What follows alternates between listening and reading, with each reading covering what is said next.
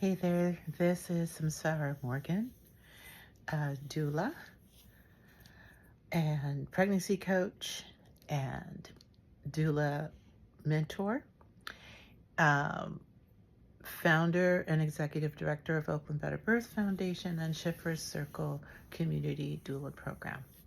So, I want to give a book recommendation, and I think I'm going to try to do that at least once a month. But there's so much that we in our society don't get to know about our bodies. And I can go on and on for hours about why that is the way it is. And the bottom line is we all need to be completely 100% understanding of the capabilities of our bodies, what our bodies do, so that we're not influenced by influences that are trying to make money for themselves or take power away from us or any of those things that are really super unhelpful. So, uh, it is very alarming how little we know about our body's ability to reproduce. We are pretty much in a culture, given condoms and told don't get pregnant. Um, we don't talk about natural family planning, which is something I will refer to. And actually, I do believe we have a seminar on that um, in Oakland Better Birth video list. So definitely take a look at that. You would see a whole long conversation about how to uh, know your fertility signals and use the system that has been very helpful, has been proven very helpful, has the same effectiveness rate as the pill when done correctly. Um, and it's a process that can be used to help us to have a baby or to refrain to to conceive. So there's just so much about what our bodies are capable of and what power that we have uh, that is not driven by the need for pharmaceuticals and their side effects. And so whether you choose to use those things or not, I believe we should all know about them, just because we are human beings. And information about our human bodies is our right to know. It shouldn't be kept from us because it's not a good product um, to that can be sold. Okay, so, but back to the book. I want to talk to you about a book. The title is Labor Pain, and the author is Henci Goer, Hencigoer. Henci Goer is a researcher. She was a doula at one point in her career. She is now an excellent doula, and she has several books that are all really key, amazing books. Um, the Thinking Woman's Guide to a Better Birth is one of them, and I believe it's Obstetrical Myths is the second one. And if you go to Google or go to Amazon and put in Henci Goer, all of her books will come up. Labor Pains is her most recent book, and I have just been screaming in joy when I saw this book because it speaks very knowledgeably about the process of having a baby, and it talks about all of the interventions available uh, in our culture for helping someone through the labor and delivery process. So she talks about medical interventions, and she talks about what she calls DIY, do-it-yourself interventions. And she looks at both of them with a researcher's eye. She has her own history, which she does share. And I love that. That makes the author of a book real to me and helps me kind of feel her.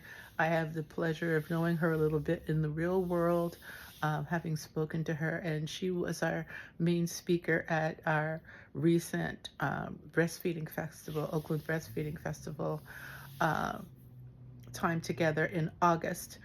So if you'd like to hear her speak, you can take a look at that video and get a feel for her. She was towards the end of the festival, somewhere in the last hour. But watch the whole festival because it was lots of fun, and it's an event that we all look forward to every year. I'm so happy when we get to do it. Okay, so what's amazing about this book is that she does take all of these um, interventions, looking at the efficacy of each intervention. How effective are they in um, helping the labor process be efficient, uh,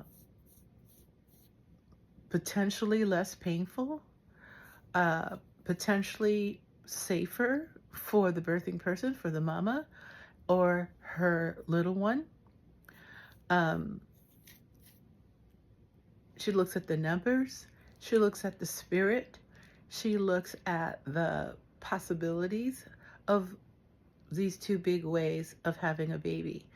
With the medical intervention, she looks at ways that you can help the medical intervention work better.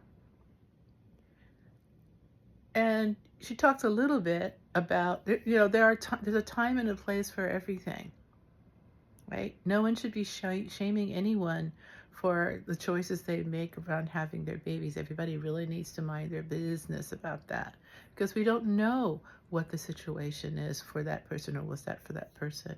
How much information did they have before they went into labor? Did they have the support of a doula? Did they have the support of friends and family? There are folks who are talking about, I'm going to try to have a natural birth. Yeah, I actually like more clear language if you're setting a boundary. And I like to discourage folks from having unprocessed disappointment. We make plans about things every day in our lives. It doesn't always go exactly the way we have to plan, the way we planned it out. We have to be humble in the face of that process. If you have all of the things set up for you to have the best outcome, you've read every book, you have a doula, you do everything that you've been taught, there are circumstances that can cause those plans to need to deviate. It's good to have everything all set up for that. The folks who plan for a home birth, the folks who, in my opinion, are making the most solid plans are the folks who look at, okay, what happens if we do have to transport from home to hospital? Most midwives that I know will have that conversation, how that would look like, who will go with you. So it is not something that you're slapped in the head with. If you're transporting out of a home birth, you know why you're transporting, and you have agreed to transport, right? Which is very different than the way things happen in the hospital often, where it's like, well, we're going to do this, and you're just kind of dragged through a process without time to grieve, even to shed a tear, and just take a deep breath, have a glass of water, or not, depending upon what the next step is. But to get a kiss from your partner and be in your full self, moving forward with an intervention that perhaps you did not want, but that you, as the mother of that child, the parent of that child, you have decided that is the best next step, and you agree to that next step, right? So this book gives you all that information in order to make decisions clearly and cleanly like that. Right? I wrote whatever work that we need to do in our personal lives, be that with therapy or with friends and family or with your doula, talking to your midwife or doctor, if your doctor is that available to you, to just talk through all the possibilities so that you could really be in this beautiful Zen space, open to whatever the outcome is, doing your very, very best, and being open to to how the outcome lays out in front of you. So that either way you can be in a place of peace with how your labor progresses. So I really hope that uh, you have the support around you to make those decisions in that truly very empowered place. And one of the things I can definitely do, if you want to contact me, we can talk about that, because that's what a pregnancy coach is all about. But if it's not someone like me, there's someone else in your life where you can really talk about how unhappy you would be if your plans couldn't be followed out. And also not accepting interventions just because you're afraid. You're making a decision out of fear is not the place of power. It's not the place that brings you peace, right? Being aware, being calm, being informed. This book will help tremendously with that. I'm not going to talk too much about the ins and outs of the book because I want you to go get the book and enjoy it. I listened to it as a book as an audio book. See how old I am. I'm still talking about books on tape. Nothing's on tape anymore. But anyway, this book as an audio book was quite a pleasure. For my pleasure came from knowing that it was Henci Goer who wrote the book, and her daughter is the voice, the audiobook voice on the book. And I just think there's something really powerful about that and really just lovely. So that multi-generational project that this mom and this daughter had together. So that made me smile.